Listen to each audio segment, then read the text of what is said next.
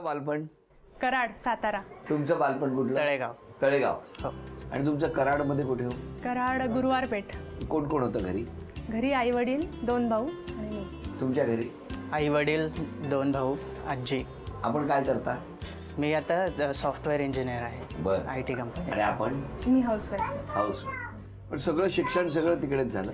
शाळा आणि 12वी पर्यंत कॉलेज तिथं केलं. हां. मग आफ्टर 12th पुण्यात शिफ्ट झाले मी. पुण्यामध्ये आलं? हां.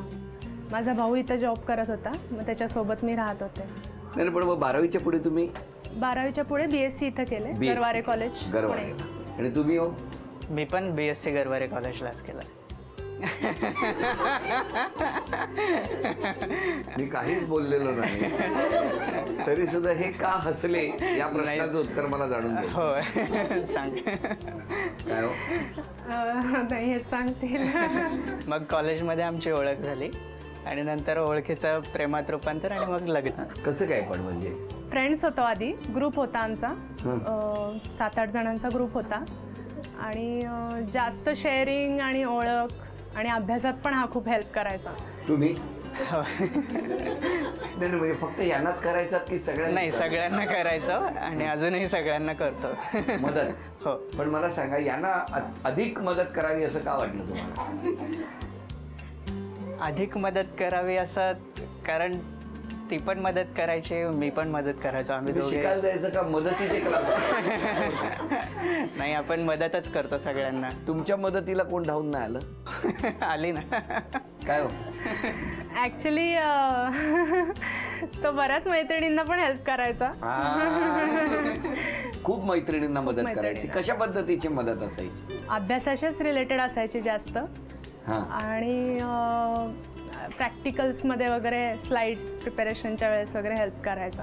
पण तुम्ही राहायला कुठे होता तेव्हा? पुण्यात? सिंहगड रोडला. सिंहगड. आणि तुम्ही राहायला कुठे होते? मी हॉस्टेलमध्ये राहायचो. कुठे होतं तुमचं हॉस्टेल? फर्ग्युसन रोडला.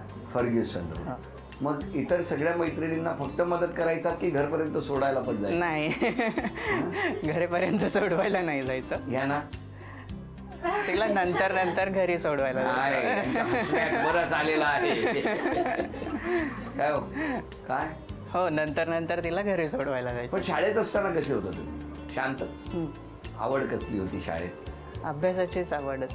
आणि असं घरी शिक्षा वगैरे कधी झाली तुम्हाला लहानपणी? खूप लहान असताना व्हायची, पण नंतर कॉलेजमध्ये जात गेल्यावर मग नाही. तुम्हाला हो? नाही, शिक्षा वगैरे असं काही नाही कधी. एकदाच फक्त माझं गणित कच्चं होतं, हां. तेव्हा आईने खूप मारलं होतं. पण त्याच्यानंतर गणित सुटलं की नाही? गणित सोडून दिलं. सोडून दिलं?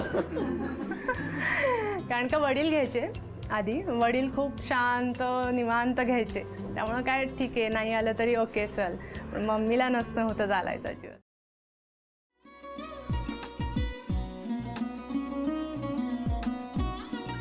लावू का? हो. असाच लावू ना?